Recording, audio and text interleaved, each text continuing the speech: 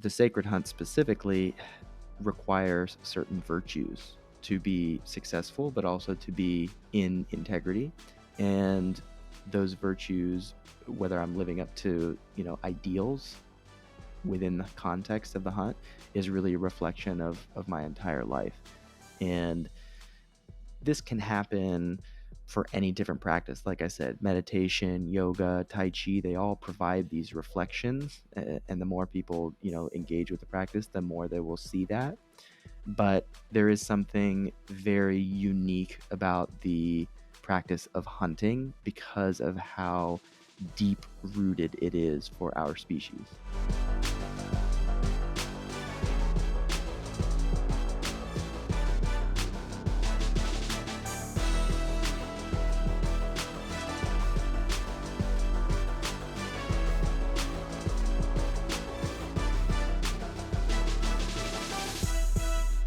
Yeah, like most people, some of my greatest gifts that I have to offer within sacred hunting came from some of my deepest traumas.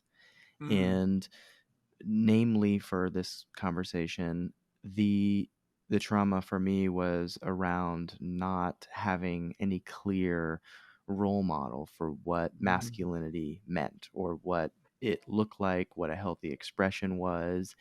And as a boy, something common to, I suspect, many boys and men in the Western world, I had to piece that together myself. And in doing so at a young age without much guidance, I ended up coming to, what I would consider now to be the wrong conclusions. And that led to questions around my self-worth. It led to essentially me defining masculinity as a man that has sexual relationships with women.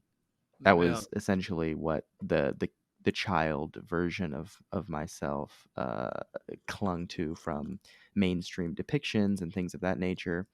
And that ultimately led me to some dark places where I stole documents from a museum that I was working in order to go be with a woman in Europe. And so this is a big part of my journey because I spent 6 months in prison. I had a whole process and rebirth and initiation, really. My rite of passage came in prison. And after I came out, there was a desire in me to engage with certain practices that would help me to understand what masculinity really was. And luckily at that age, I had a little bit more wisdom from prison. I also had some mentors and teachers who could guide me in the practice of hunting and doing so with reverence and with ceremony, and also having plant medicines that could give me context for what I was really doing, allow me to feel everything fully. That all was instrumental in me becoming, the man that I am today, that I'm, far more proud of than the confused boy. And that transformation was so powerful for me that I started shouting about it from the rooftops. And of course, men kind of flocked to the way that I spoke about hunting. And it ended up, you know, coming to me. There's a great quote from the movie Dune where Leto Atreides says, "A great man does not seek to lead; he's called to it." And it very much felt like sacred hunting was that for me. I had resistance to even stepping into it full time, but because it was such a pivotal part of my own growth, it came to manifestation in that way.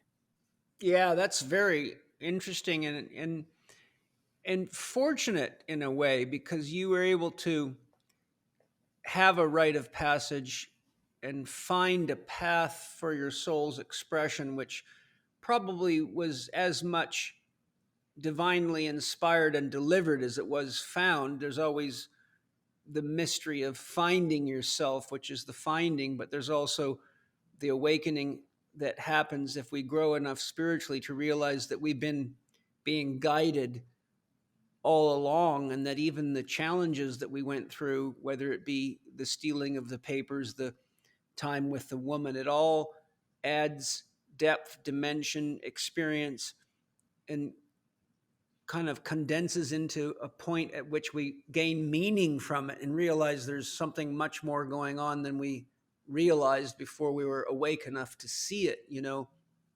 It's kind of like when we're young, we think we're awake, but we don't realize we're kind of sleepwalking. We're dreaming. And then all of a sudden there comes a point in our life where we awaken to ourselves, and then we start to awaken to responsibility and relationship, and then we awaken to the world, and hopefully then we awaken to the cosmos, and then we flower a little more and we realize that the magic and the mystery behind it is far more mysterious and magnificent than even the beautiful night sky.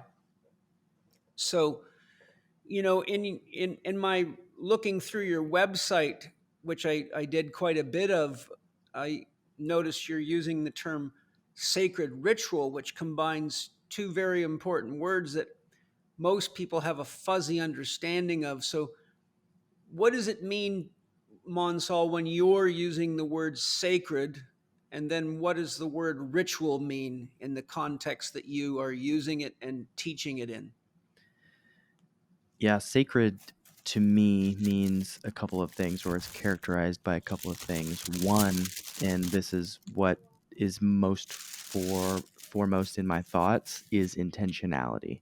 And Yes. it is the taking of the time to be thoughtful within certain parameters around any kind of area of life, whether that be hunting or sacred sexuality or whatever the case may be.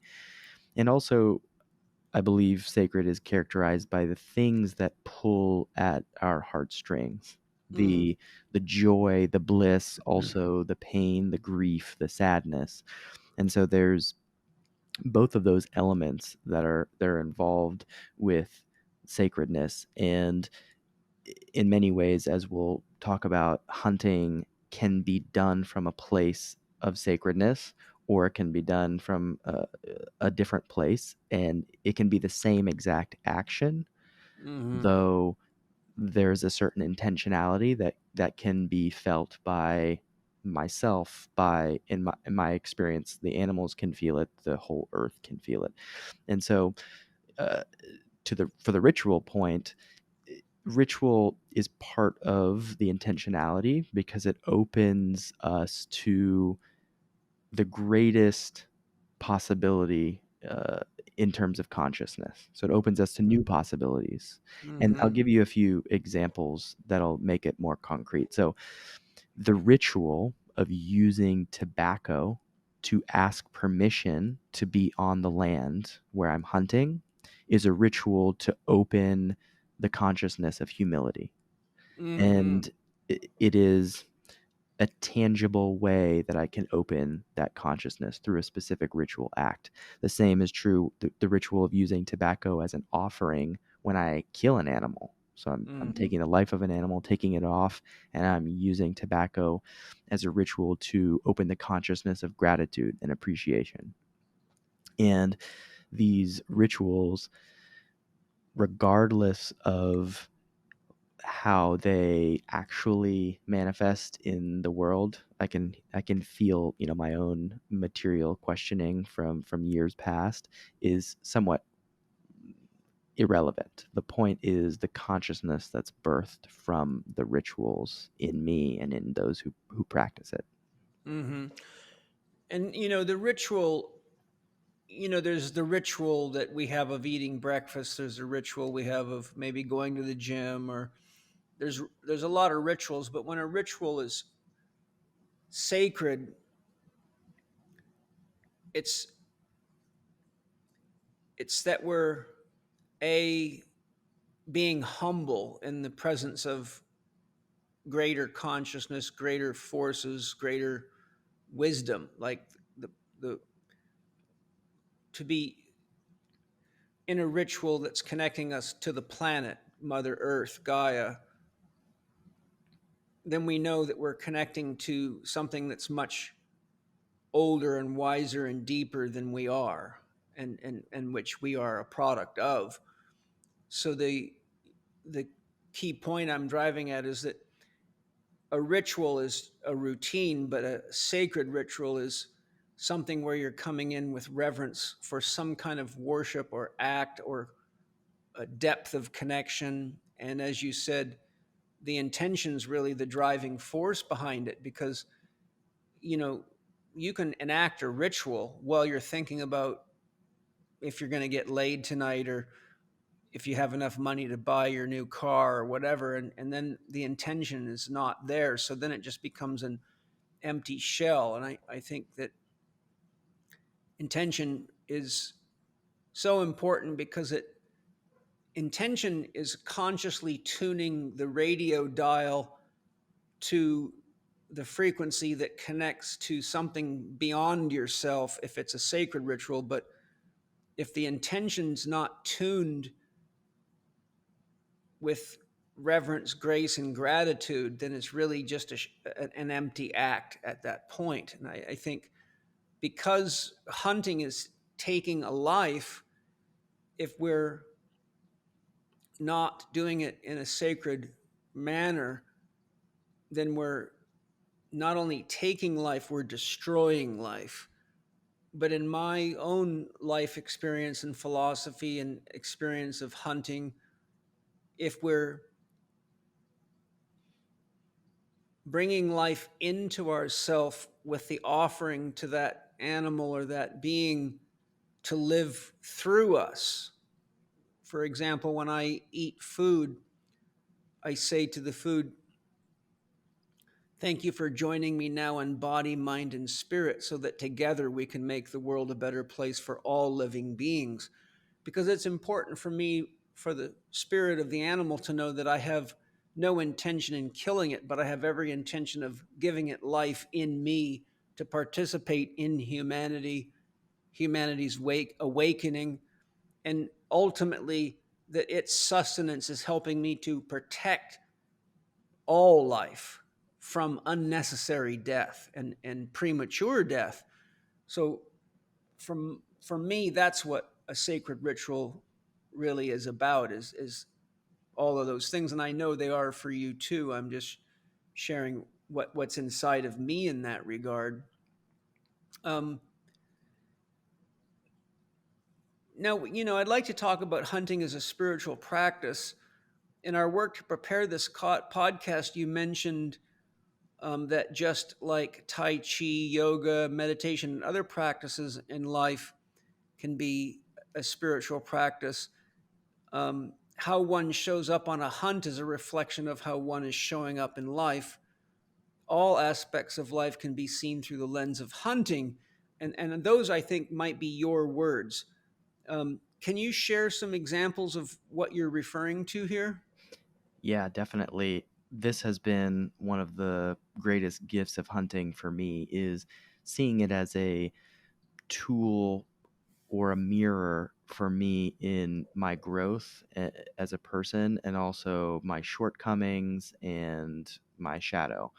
And oftentimes I had a great experience doing men's work traditionally in groups where there's a lot of emotional work being done. There's a lot of looking at one's own psyche and things of that nature. But it is different to have an embodied experience that provides these kinds of reflections. And hunting acts in that way. And I'll give you a few examples. When I am hunting for elk in the mountains and I am going up and down the mountain 10 miles a day and it's physically exhausting, and I notice this part of me that wants to throw in the towel and go back Hmm. to camp, Yeah. there's a reflection there of how I'm looking for a shortcut or I'm looking for an easy way out. And I get to ask myself this question: where else in my life am I trying to take the easy way out? Hmm. Another example, I often, for very particular and incredibly sacred hunts that I participate in myself, personally. I'm not leading, but I just participate in myself. I will do things like, commit to a month of abstinence. Oh, And this is a practice that I utilize because it's honoring the animal. And of course, there are times within that month where I'm going to have desires that are going to put a mirror up to me and reflect, how am I showing up in or out of integrity in this commitment with this animal, and then also in other commitments that I'm making in my life. And so this is where the hunt provides the sacred hunt specifically requires certain virtues to be successful, but also to be in integrity. And those virtues, whether I'm living up to, ideals within the context of the hunt, is really a reflection of my entire life. And this can happen for any different practice. Like I said, meditation, yoga, tai chi, they all provide these reflections. And the more people, engage with the practice, the more they will see that. But there is something very unique about the practice of hunting because of how deep rooted it is for our species.